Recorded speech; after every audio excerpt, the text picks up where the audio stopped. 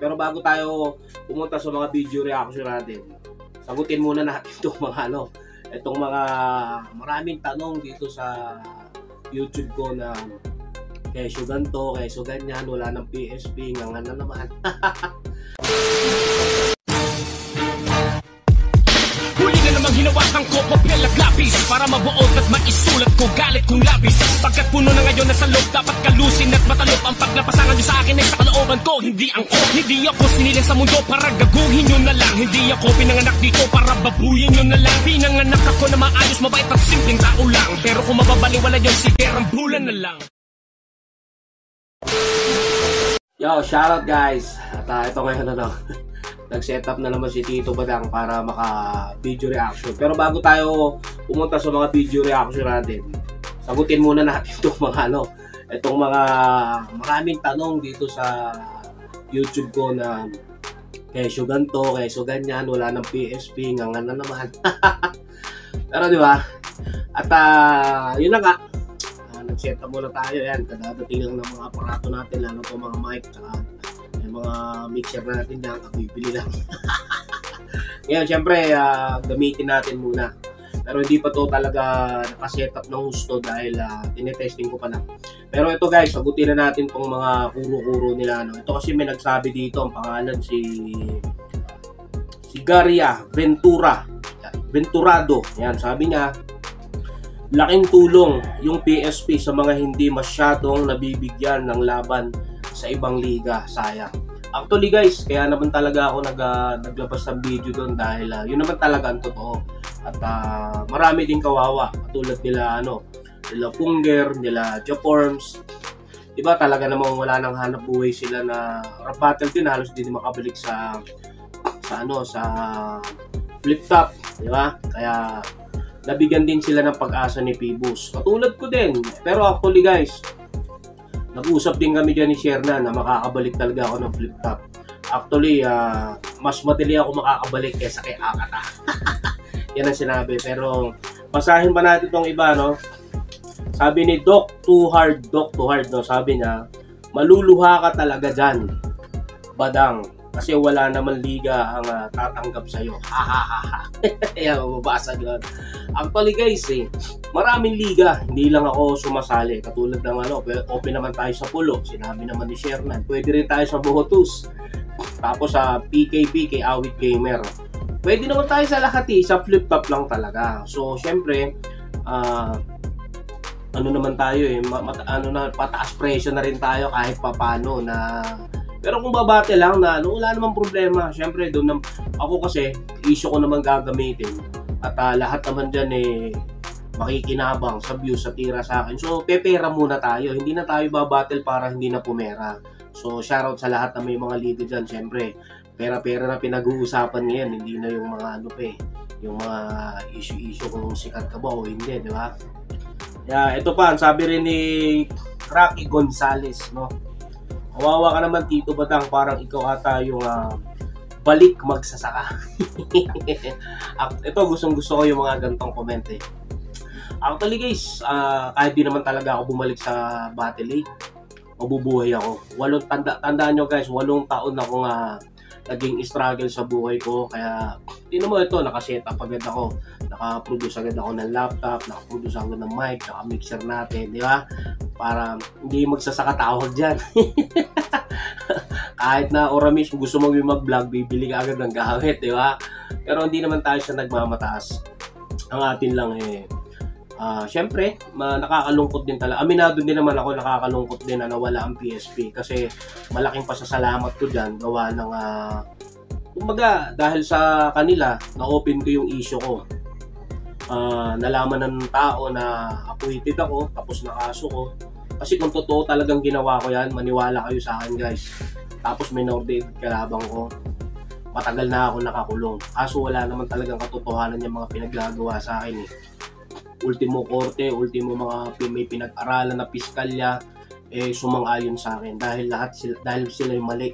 At pag pinagsasalita sila sa korte, paiba-iba mga sinasabi, lalo ng witness. Tapos yung tatay na nagkaso sa akin, hindi nag-witness dun sa korte. Kaya paano maniniwala yung korte kung anak mo hindi mo kaya ipagtanggol, di ba? marami kayong bagay na hindi alam. Kaya nananahimik ako kasi tapos na yan eh. Pero, at ito nga no, sablay na naman, at sinabi rin to ni Gablu Mantas, no? Sa pangalan, no? Aminin mo na badang, PSP na lang ang tumatanggap sa'yo na bumabattle. Rason mo lang yan. Tol, na back to business ka. Yan, ayan, gusto ko talaga yan. Walang masama magpakumbaba. Ang dami nag-aangas ka pa. Ang dating nag-aangas ka pa. Back to business. Pero ang totoo, wala namang gustong kumuha sa'yo. Yan, sinabi ko na nga diba kanina. Actually guys, dapat meron kaming rematch ni K-Ram sa last year pa dapat, no, sa Taiwan. Siyempre ang problema yung talent fee nga medyo malaki, baka nagtitipid pa sila, kaya siyempre kailangan natin na kumita na maganda dahil siyempre battle, magre-rematch pati kami, di ba? Sabi niya, reality hurts pero tuloy pa din ang buhay, yan ang mahalaga. God bless and Happy New Year, Tol. Yan ang sinabi na, di ba? Parang okay naman. Actually guys, hindi naman ako nagyayabang kasi marami nga nagmamalit sa akin, umaasa lang daw ako sa pagrarap. Hindi ho. Gusto ko lang bigyan ng linaw yon. Kaya yung salitang pagyayabang, hindi ako nagyayabang. Binibigyan ko lang ng linaw kasi syempre, di ba? Maraming mga mapanira dyan, mapanghusga. Tapos ito pa, at sabi din dito ni Marco M. Lano, no? Sabi niya dito ako na sabi niya, lungkot ni Badang, bana sa flip top na wala pa PSP. Actually guys, yung salitang ban, hindi naman ako ban talaga sa flip top. Ayaw lang talaga ni Arik na sakyan yung issue dun sa siyempre, maselan daw. Pero kung ako guys, makakapunta ako dyan. Ang ban talaga si Akata at si Lanceta. Sila na ang walang ligang pupuntahan. As in, ultimo mga staff ng flip top, binan sila, hindi sila pinapasok kung gusto nilang pumasok ng kasagsagan ng PSP. Hindi talaga sila pinapasok. Ako pag pumunta ako diyan, welcome ako diyan. Kasi hindi naman ako ni Enigma, dahil issue ko yun eh. Hindi ko na makinupal si Enigma eh. Katulad nila, kinupal talaga nila. Diba? Kaya ako, welcome ako diyan, guys. Maniwala kayo sa akin. Baka pag lumapag ako diyan magulat kayo. Aso malayo ako, Baguio, syempre gasolina, hotel, pagkain. Pero tingnan mo, lalapag ako diyan para para mapatunayan ko lang sa inyo. At ito pa nga sabi niya ni si Marco pa rin, Marco. Sabi niya, wala nang PSP dang, nga ka na. Alam nyo guys, sobrang thankful ako sa mga sinasabi nyo sa akin kasi nagiging gasolina ko yan eh. Actually, yung sarili kong business guys, hindi naman sa pagmamayabang. Kung normal ka lang na simpleng tao, kumita ka lang ng 2,000, 3,000, hanggang 5,000 isang araw, hindi biro yun, di ba? Napakagandang blessing yun para sa isang pamilya. Kwenta mo sa isang buwan yun, daig mo pa ang nag-a-abroad, pero hindi naman natin kailangan ipagmayabang yun eh. Hayaan nyo lang, di ba? Yung kumbaga nga at least mas masarap ang kinakain ko sa inyo. At kahit napapagod ako araw-araw, at least nakakaipon ako. Babayaran ko pa yung kotse ko monthly. Actually, magsa 7 months na yan eh. Itong buwan eh, di ba? Kaya napututusan natin yung mga medisina. Ang nanay ko, asawa ko, sino pa man dyan humingi ng tulong, di ba? Kaya props doon. At shoutout din dito, sabi nga dito ni sa pangalan nito, Rosalinda Leo Fasakino. Sabi niya, mataas ang ego. Sabi niya sa akin, ako daw yung mataas ang ego. Sabi niya, mataas ang ego ni Badang kahit punggok siya. Di naman daw niya gaano kailangan ng hip-hop. Mabubuhay rin daw siya sa freestyle at gawa-gawa ng business na sukang sinama kachilig. Hindi ko po gawa-gawa to. Actually, ito bumuhay sa akin simula ng bago pumasok pa ang pandemya.